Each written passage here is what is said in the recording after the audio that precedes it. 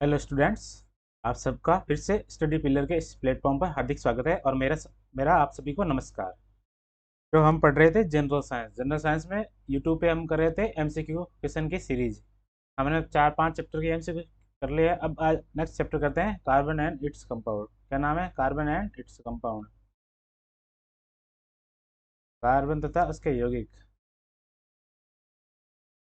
Carbon तथा उसके यौगिक। आई होप आप अच्छे से पढ़ रहे होंगे और चीज़ों को अच्छे से समझ रहे होंगे। ठीक है। समझना और साथ साथ उसको दिमाग में रखना, दोनों चीज़ें साथ में होनी चाहिए। ठीक है। आपसे कोई भी रात को नींद में उठा के पूछे कि इसका आंसर क्या होगा, आपको पता होना चाहिए। तो फिर आपकी प्रिपरेशन, आपको कोई नहीं रोक पाएगा। आपकी प्रिपरेशन इतनी अच्छी होगी कि आपको कोई नहीं रोक पाएगा। ठीक है। चलो अपने बढ़ते हैं। आज पहले एमसीक्यू हुए। अपना पहला एमसीक्यू ये बोल रहा है कि मेथेन गैस को कहा जाता है। हमने पढ़े थे संतृप्त हाइड्रोकार्बन, पढ़े थे ना? पढ़े संतृप्त हाइड्रोकार्बन। ठीक है। वहाँ पर अपने मेथेन उसका एक उदाहरण पढ़ा था। ठीक है। तो वहाँ पे हमने पढ़ा था कि मैथेन को किसी एक और नाम से जाना जाता है। ठीक है। अब बताइए इनमें से कौन कौन सा नाम है जो मैथेन को कहते हैं? ठीक है। तो बताइए, मार्स गैस, बायोगैस, दोनों, इनमें से कोई नहीं। तो एक बार वीडियो पॉज करके इसका आंसर मार्क कीजिए। आपके अपने दिमाग में आंसर मार्क्स कर लिया? तब इसका आंसर है ए, मार्स गैस। मैथेन को क्या बोलते हैं? मैथेन को बोलते हैं मार्स गैस। मैथेन को मार्स गैस के नाम से भी जाना, मार्स गैस के नाम से भी जाना जाता है। याद रखना, ये एसएससी में बहुत बार पूछा गया। ये एसएससी 2021 में पूछा गया क्वेश्चन है, मैथेन को किस नाम से जाना जाता है। तो बहुत ही अच्छा क्वेश्चन है, कहीं भी पूछा जा सकता है। ठीक है। SSC 2021, SSC CGL pre 2021। बहुत सारे मतलब पारी में एग्जाम हुआ था, तो एक पारी में ये पूछा गया था क्वेश्चन। ठीक है। अब लगे हाथों, हम दूसरे दूसरे ऑप्शन के बारे में रिवीजन कर लेते हैं। ठीक है। अब बताइए बायोगैस। बायोगैस के बारे में बताइए। बायोगैस में कौन कौन से घटक होते हैं? बायोगैस में क्या होता है? एक होता है मैथेन। क्या होता है? मैथेन, जिसको बोलते हैं मैथेन, रिच फॉर मैथेन। ठीक है। एक होता है हाइड्रोजन गैस। ठीक है। एक हाइड्रोजन डाइसल्फाइड गैस होती है। ठीक है। एक होता है वाटर। वाटर यहाँ पे शायद भाप में होता है। ठीक है। समझ आया? इसको बोलते हैं बायोगैस। ठीक है। ये हो गया अपना रिवीजन। ये हो गया अपना बायोगैस। ओके। चलो अपन बढ़ते हैं अपने नेक्स्ट क्वेश्चन की ओर। बायोगैस को देखो, ये क्वेश्चन आ गया, बायोगैस में कौन कौन से यौगिक होते हैं? ठीक है, अभी पढ़ा था बायोगैस पिछली स्लाइड में। बायोगैस, इसको एक बार वापस लिख देते हैं। बायोगैस के क्या होता है? मैथेन होता है, CH4, हाइड्रोजन गैस होती है, H2S होता है, प्लस वाटर होता है साथ में। ठीक है। ये फॉर्मूला याद रखना बायोगैस का। ठीक है। अब बताइए, बायोगैस में कौन कौन से यौगिक होते हैं? CH4 होता है, हाइड्रोजन गैस होता है, H2S होता है। अपना आंसर क्या होगा? डी, सभी। समझ में आया? ठीक है। ठीक है। चलो अपन बढ़ते हैं नेक्स्ट क्वेश्चन। इसको एक बार आप अटेम्प्ट कीजिए। एलपीजी गैस की गंध किसके कारण होती है? आपने कभी, आपके आपके घर में जो सिलेंडर होते हैं वो एलपीजी गैस के होते हैं। ठीक है। तो आपने कभी देखा होगा कि मान लो कि गलती से कुछ वो चालू रहेगी गैस, या आपने चालू कर दी और कहीं बातें करने लगे और उसको लगाना भूल गए। ठीक है। तो 2 मिनट का गैप में भी वो गैस की बदबू गंध आने लगती है। ठीक है। तो वो गंध एक्चुअली में किसके कारण होती है? एक चीज़ बता रहा हूँ, वो गंध गैस के कारण नहीं होती है, उसमें कुछ ना कुछ मिलाया जाता है गैस में, जिसके कारण उसके गंध का पता चल जाए, लीकेज का पता चल जाए। ठीक है। तो बताइए आप, वो लीकेज किसके कारण होती है? ठीक है। इसका आंसर आंसर अपने दिमाग में अटेम्प्ट कीजिए। तो अटेम्प्ट कीजिए अपने दिमाग में। ठीक है। आई होप आपने कर लिया होगा। तो इसका आंसर है मिथाइल मार कैप्टन के द्वारा। किसके द्वारा? मिथाइल मार कैप्टन एन के द्वारा। एलपीजी गैस, एलपीजी गैस में गंध आती है। गंध आती जिसके कारण, ये कारण, ठीक है, गैस के लीक होने का पता चलता है, लीक होने का पता चलता, ठीक है, जिसके कारण गैस लीक होने का पता चलता, ठीक है। अब अब मैं आपसे एक क्वेश्चन पूछता हूँ कि एलपीजी गैस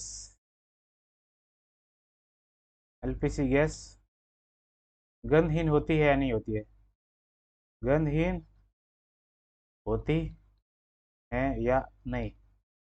तो बताइए आपका आंसर क्या होगा? एलपीजी गैस गंधहीन होती है नहीं होती? अभी अभी आपने पढ़ा कि एलपीजी गैस में लीकेज को पता करने के लिए हम मिथाइल मर कैप्टन का उसमें डाल देता है, ठीक है, मिथाइल मर कैप्टन को उसके साथ डाल देता है, ठीक है। तब आपका आंसर क्या होगा? यहाँ पर मिथाइल गैस गंधहीन होती है, आप गंधहीन होती है, आपका आंसर होगा गंधहीन होती है। गंधहीन मत होती है मतलब एलपीजी गैस में कोई गंध नहीं होती है, इसको गंध आने के लिए इसमें मिथाइल मरकप्टन डाला जाता है, ठीक है, समझ में आया? अपना ये हो गया, ठीक है। अब ब्यूटेन, अपने पढ़ा था मैथ है, प्रो ब्यूटेन मतलब 4 कार्बन, ठीक है, 4 कार्बन ब्यूटेन। प्रोप मतलब 3 कार्बन, अपने को पढ़ा था नहीं, मैथ है, pro but pent hex hept oct dec non dec, वो पढ़े थे ना, तो वही आइसोब्यूटेन। एक आइसोब्यूटेन में भी 4 कार्बन होता है, बट इसकी संरचना अलग होती है, ये संरचना के बारे में अपन को पढ़ना नहीं है, ये संरचना हायर क्लासेस में पढ़ाई जाती है, ठीक है, ये अपने एग्जाम के आउट ऑफ सिलेबस है, ठीक है। तो चलो अपने बढ़ते हैं अपने नेक्स्ट क्वेश्चन की और, क्या बढ़ते हैं अपने नेक्स्ट क्वेश्चन की और। अब बताइए कार्बन कार्बन के बीच बनने वाले बंध को कहा जाता है? हमने पढ़ा था कार्बन कार्बन के बीच कुछ बंध बनता है, ठीक है, ठीक है। तो इस बंध को क्या बोलते हैं? आयनिक बंध बोलते हैं, सहसंयोजी बंध बोलते हैं, हाइड्रोजन बंध बोलते हैं, इनमें से कोई नहीं? बताइए, बताइए फटाफट बताइए।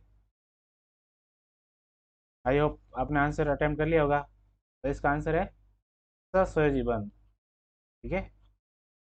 कार्बन कार्बन के बीच बनने वाले बंध को, कार्बन कार्बन के बीच बनने वाले बंध को सहसंयोजी बंध कहते हैं। क्या कहते हैं?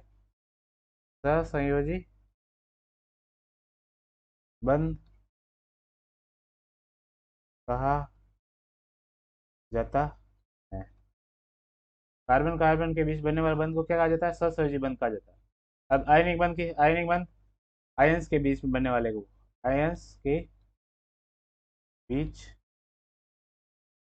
बनने वाले बंध को, ठीक है, जैसे NaCl है, Na प्लस आयन है, प्लस Cl माइनस आयन है, दोनों आपस में जुड़ेंगे नहीं, तब इसका आयनिक बंध। हाइड्रोजन बंध, हाइड्रोजन बंध जल, जो जल में होता है ना, जल के अणुओं के बीच बनने वाले बंध को, अणुओं के बीच बंध को, बीच जल के अणुओं के बीच वाला बंध हाइड्रोजन बंध होता है। कौन सा बंध होता है?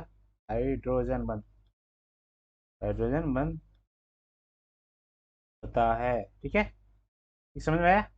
अब मैं आपसे पूछूंगा कि इन इन तीन बंदी आपको, आयनिक बंध, सहसंयोजी बंध, हाइड्रोजन बंध, इसके मतलब आपस में बनने की क्षमता का क्रम क्या है? इसका आंसर है अपना, सबसे सबसे अधिक प्रबल बंध होता है आयनिक बंध, आयनिक बंध, उसके बाद सहसंयोजी बंध, सहसंयोजी बंध, ठीक है, और उसके बाद सबसे दुर्बल बंध होता है हाइड्रोजन बंध। हाइड्रोजन बंध से भी एक दुर्बल बंध होता है, उसको बोलते हैं वान वाल फोर्सेज, ठीक है। बट अब तीनों में तुलना की जाए उनके बंध के आकर्षण बल की, तो आयनिक बंध सबसे मजबूत होगा, उसके बाद सहसंयोजी बंध, उसके बाद हाइड्रोजन बंध, ठीक है। चलो अपन बढ़ते हैं अपने नेक्स्ट क्वेश्चन की ओर। कार्बन का कौन सा अप्रूप, यहाँ पे अप्रूप नहीं है, अप्रूप आएगा, क्या आएगा? अप्रूप विद्युत का चालन करता है, मतलब विद्युत का सुचालक होता है, विद्युत का सुचालक होता है। बताइए अपना आंसर कमेंट सेक्शन में लिखिए या अपने दिमाग में सोच के रखिए, ठीक है। आपने सोच लिया होगा, आप बताइए आंसर क्या है? तो मेरा आंसर इधर ग्रेफाइट, क्या है? ग्रेफाइट, समझ आया? हमने पढ़ा था ग्रेफाइट क्या है, कार्बन के कितने अप्रूप होते हैं? कार्बन के अप्रूप कितने होते हैं? एक होता है हीरा, दूसरा होता है ग्रेफाइट, और तीसरा होता है फुलरीन। ठीक है। ठीक है, आपने ये पढ़ा था। अब हीरे के बारे में और कुछ चीज़ें बताइए। हीरे की 3D स्ट्रक्चर होती है कि क्या होती है? 3D स्ट्रक्चर होती है। ठीक है। एक कार्बन चार अन्य कार्बन के साथ जुड़ा होता है, चार अन्य कार्बन के साथ जुड़ा होता है। ये पढ़ा था आपने, जुड़ा होता है। ठीक है। धरती पर ज्ञात सबसे कठोर पदार्थ है क्या? धरती पर ज्ञात सबसे कठोर पदार्थ है कौन है? हीरा। कठोर पदार्थ। ठीक है। अब ग्रेफाइट के बारे में पढ़ा था। 2D स्ट्रक्चर होती है, क्या होती है? 2D structure. ठीक है। एक कार्बन तीन अन्य कार्बन से जुड़ा होता है, तीन अन्य कार्बन से जुड़ा, अन्य कार्बन से जुड़ा रहता है, जुड़ा रहता है। ठीक है। विद्युत का सुचालक होता है, सुचालक होता है। क्यों होता है? देखो, कार्बन में होते हैं चार इलेक्ट्रॉन, चार इलेक्ट्रॉन, तीन तीन तीन इलेक्ट्रॉन तो तीन तीन कार्बन से जुड़ गए, एक इलेक्ट्रॉन फ्री होता है। और इलेक्ट्रॉन फ्री है मतलब विद्युत इलेक्ट्रॉन एक जगह से दूसरी जगह आराम से जा सकता है। तो विद्युत का होगा सुचालक। क्या? ठीक है। तो आपसे कोई क्वेश्चन पूछा जाए कि ग्रेफाइट विद्युत का सुचालक क्या होता है, आपका आंसर क्या होगा? ग्रेफाइट में एक फ्री इलेक्ट्रॉन होता है। ठीक है। बाकी बाकी चीजें, बाकी हीरा होगा, फुलरीन में नहीं होता। फुलरीन में फुटबॉल जैसी संरचना होती है, फुटबॉल जैसी संरचना। ठीक है, संरचना होती है। ठीक है। किसने किसने सबसे पहले इसको बताया था? बंक मिस्टर फुलरेन। उसी के नाम पे बड़ा ये फुलरेन, समझ आया? ठीक है। ये हुआ अपना क्वेश्चन नंबर 5। अपन चलते हैं नेक्स्ट क्वेश्चन, क्वेश्चन नंबर 6 की ओर। कौन से तत्व कैटेनेशन का गुणधर्म प्रदर्शित करते हैं? अब सबसे पहले कैटेनेशन क्या होता है? कैटेनेशन का हिंदी मतलब होता है श्रृंखलन। श्रृंखलन। ठीक है। अब श्रृंखलन क्या होता है? ऐसे तत्व, ऐसे तत्व जो आपस में जुड़कर बहुत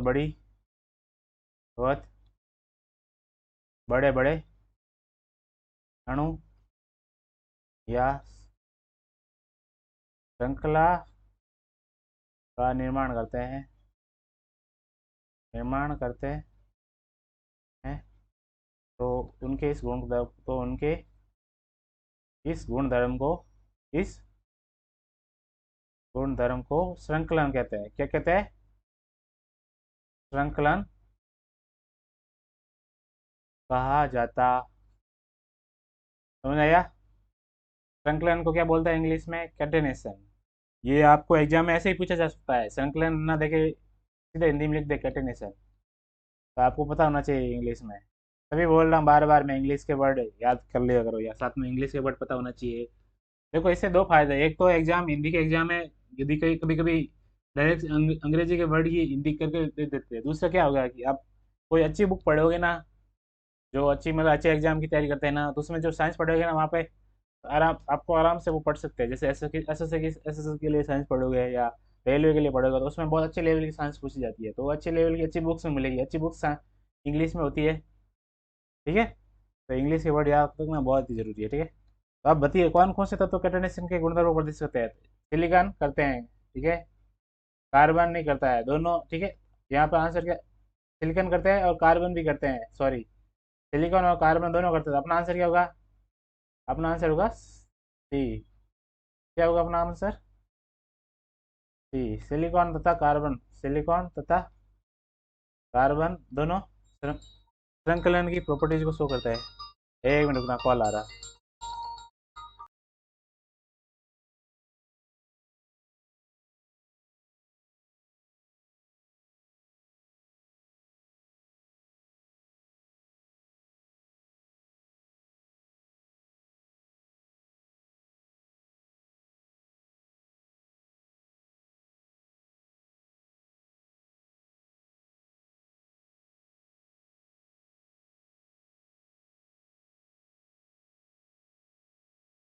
चलो अपन बढ़ते हैं। अपने क्या क्या पढ़ा, सिलिकॉन तथा कार्बन दो ऐसे तत्व है जो श्रृंखलन की प्रवृत्ति को शो करते हैं। और कार्बन और सिलिकॉन बड़े बड़े मतलब आपस में जुड़ के बहुत बड़ी बड़ी श्रृंखला बनाते हैं। कार्बन कार्बन तो भाई साहब सौ कार्बन एक साथ जुड़ जाते हैं, सौ दो सौ 200 300 कार्बन जिनकी बड़ी बड़ी श्रृंखला है, बड़े बड़े यौगिक बनाते हैं। ठीक है, समझ में आया? तो चलो अपन बढ़ते हैं अपने नेक्स्ट क्वेश्चन की और। क्वेश्चन नंबर 7 संतृप्त हाइड्रोकार्बन, इसको बोलते हैं सेचुरेटेड हाइड्रोकार्बन। क्या बोलते हैं? संतृप्त हाइड्रोकार्बन क्या बोलते हैं? सेचुरेटेड सेचुरेटेड हाइड्रोकार्बन क्या बोलते हैं? Saturated hydrocarbon. ठीक है। अब क्वेश्चन ये पूछ रहा है संतृप्त हाइड्रोकार्बन के बारे में सत्य कथन, मतलब इसके बारे में सत्य कथन बताना। ठीक है, तो पहला, अब अब दिमाग में सोचिए कौन कौन से सत्य है और इसका आंसर आप कमेंट सेक्शन में कीजिए। ठीक है, अब इसके बारे में हम पढ़ते हैं। ठीक है, इनमें से सी सी बंद एकल बंद होता है, मतलब इनमें कार्बन कार्बन के बीच बनने वाला बंद एकल बंद होता है। ये भी सत्य है, सत्य है। इनको एल्केन के नाम से जाना जाता है, सही है, सत्य है। ठीक है, इनको पैराफिन के नाम से जाना था, पैराफिन के नाम से जाना था, सत्य है। अपना आंसर क्या हुआ? डी। तीनों ही सत्य है। ठीक है, देखो संतर हाइड्रोकार्बन के उदाहरण कौन से है? मेथेन, CH4, एथेन, C2H6,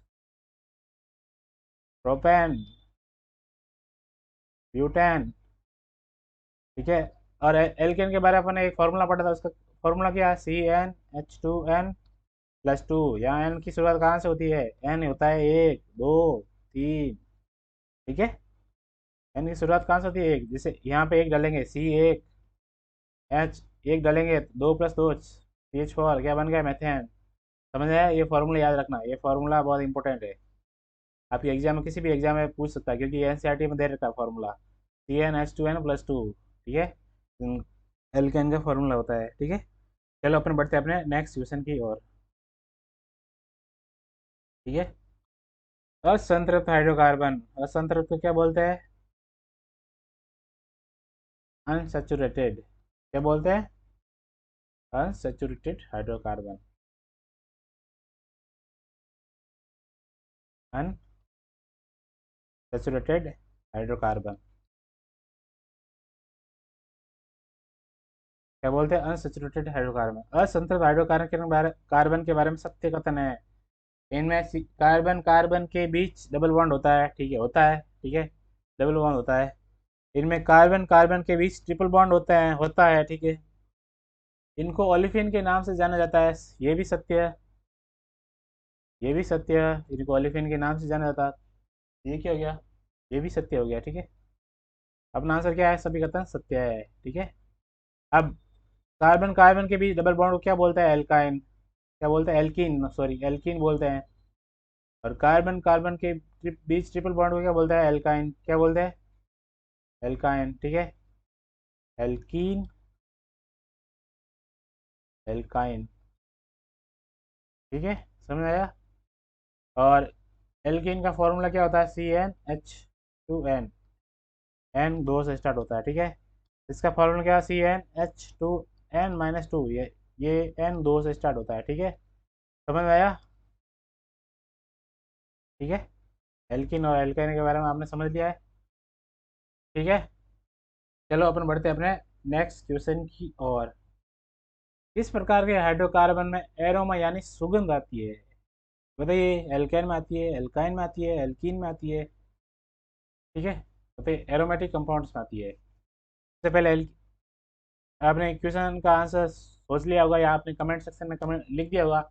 इसका आंसर है aromatic compound. Aromatic compound, aromatic compound किससे किससे मिलकर बना होता है? एरोमा वर्ड से मिलकर। तो एरोमा का मतलब होता है सुगंध। ठीक है, तो एरोमेटिक कंपाउंड में सुगंध आती है। ठीक है, ठीक है। एल्केन क्या होता है? कार्बन कार्बन के बीच single bond. Alkyne carbon carbon के बीच डबल, नहीं, triple bond. Alkene carbon carbon के बीच डबल बॉन्ड। ठीक है, समझ में आया? ठीक है, एरोमेटिक कंपाउंड क्या होता है? जैसे कार्बन एक रिंग नुमा संरचना बनाते हैं। ठीक है,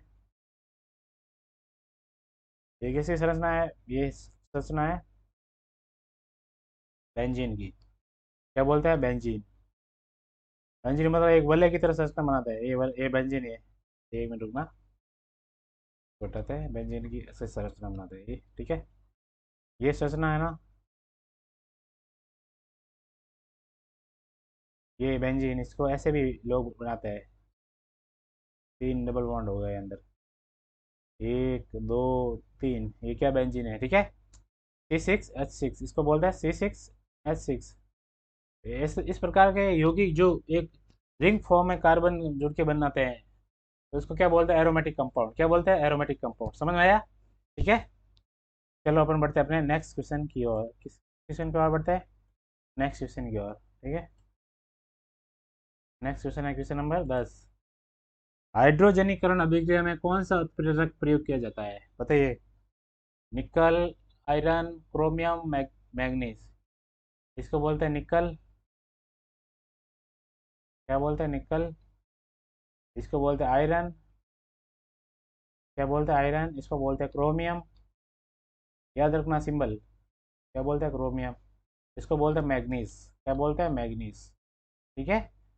तो हाइड्रोजनीकरण अभिक्रिया में कौन सा उत्प्रेरक काम आता है यहाँ, तो आपका आंसर होगा निकल, ठीक है। अब हाइड्रोजनीकरण अभिक्रिया में क्या होता है कि जो अनसैचुरेटेड हाइड्रोकार्बन है, ठीक है, तो उनको वेजिटेबल ऑयल के हाइड्रोजनिक, आपने सुना होगा वेजिटेबल ऑयल को वेजिटेबल घी में कन्वर्ट किया जाता है, ठीक है। तो क्या होता है, ये डबल बॉन्ड होता है, ठीक है। ये यहाँ पे आर, ये आर, ये आर, ये आर, ठीक है। इसमें निकल उत्प्रेरक काम आता है, निकल उत्प्रेरक। ठीक है, इससे क्या होगा, दो हाइड्रोजन जुड़ जाएंगे। क्या जुड़ जाएंगे, दो हाइड्रोजन। हाइड्रोजनीकरण मतलब हाइड्रोजन का जुड़ना। ये दो हाइड्रोजन जुड़ गए, ठीक है। अब मेरे को बताइए उत्प्रेरक क्या होता है। ऐसे ऐसे पदार्थ जो अभिक्रिया की गति को बढ़ा देते हैं, गति को बढ़ा देते परंतु खुद अभिक्रिया में भाग नहीं लेते हैं। अभिक्रिया में भाग नहीं लेते हैं, ठीक है। देखो, इसका मतलब ये है कि जैसे कोई अभिक्रिया है, वो बहुत धीमी गति से हो रही है, धीमे धीमे गति से प्रोडक्ट बन रहे हैं, उत्पाद बन रहे हैं, ठीक है। तो उस अभिक्रिया की गति को बढ़ाने के लिए उत्प्रेरक का यूज किया जाता है। तो उत्प्रेरक कौन से होते हैं, इसको कैटलिस्ट बोलते हैं। क्या बोलते हैं इंग्लिश में, कैटलिस्ट, ठीक है। तो कैटलिस्ट एक ऐसे पदार्थ होते हैं जो अभिक्रिया की गति को बढ़ा देते हैं, मतलब बहुत ही तेजी तेजी से अभिक्रिया होगी, ठीक है। अभिक्रिया बहुत तेजी से उत्पादन बदलेंगे, परंतु वो खुद अभिक्रिया में भाग नहीं लेते, वो ऐसे वैसे रहते हैं। सिर्फ उसको, वो सिर्फ एक रास्ता देते हैं अभिक्रिया को उत्पाद में तेज गति से जाने के लिए। समझ में आया, ठीक है। तो चलो अपन बढ़ते हैं अपने नेक्स्ट क्वेश्चन की ओर। क्या बढ़ते हैं अपने नेक्स्ट क्वेश्चन की ओर, ठीक है। नेक्स्ट क्वेश्चन है, सिरका को किस नाम से जाना जाता है। सिरका आपने पढ़ा था, सिरका किस एथेनिक एसिड के नाम से, विनेगार। इसको बोलते हैं विनेगार। क्या बोलते हैं, विनेगार ना, ठीक है, सही, विनेगार। एसिटिक एसिड सभी, ठीक है। तो बताइए सिरके को क्या बोलते हैं, सिरके को एथेनिक एसिड भी बोलते हैं, विनेगार भी बोलते हैं, एसिटिक एसिड भी बोलते हैं। अपना आंसर सी है, सभी आता। अब देखो सिरका क्या होता है, आपने पढ़ा था 5 से 8%, 8% एसिटिक एसिड का, एसिटिक एसिड का विलियन होता है, ठीक है,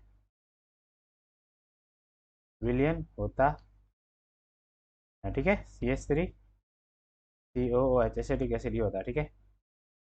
ये किस में, सिरका किस में काम आता है, ये भोजन को, खाद्य पदार्थों को सुरक्षित रखने के लिए यूज किया जाता है। भोजन को नहीं, इसको लिखते हैं, खाद्य पदार्थों को सुरक्षित रखने के लिए किया जाता है। खाद्य, अरे यार,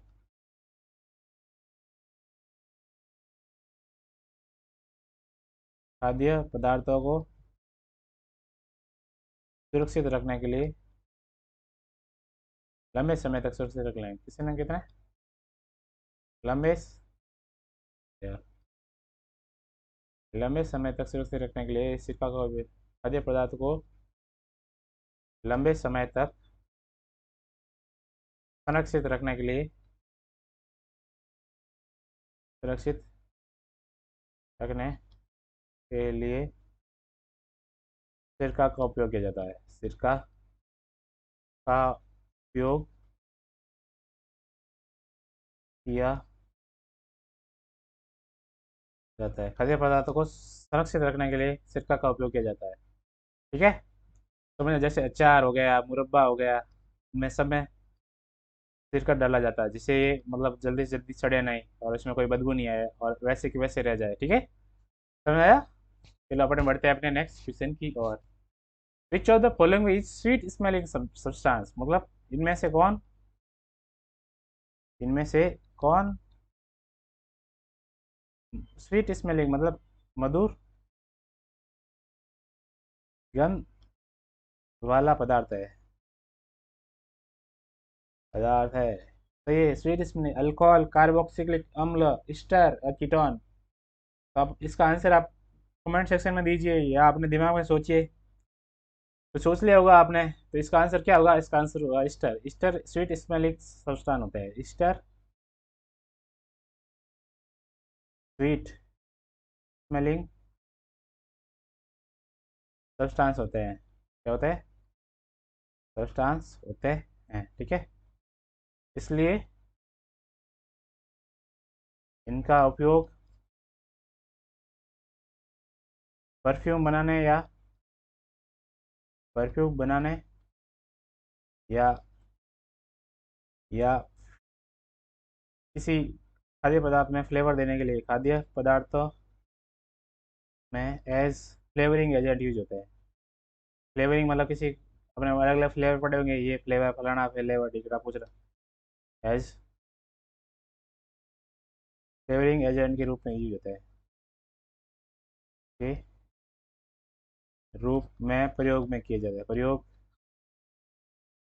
किए जाते हैं। समझ में आया? ठीक है,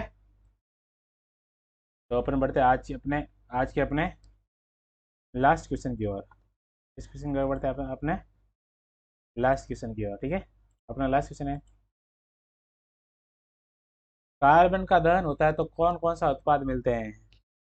ठीक है, अपने कार्बन के कंबस्टन के बारे में पढ़े थे। CH4 plus O2, CO2 plus H2O plus उष्मा या प्रकाश। ये रिएक्शन पढ़ी थी अपने, पढ़ी थी नहीं पढ़ी थी? पढ़ी थी ना? ये किसका दहन है? ये मेथेन गैस का दहन हो रहा है।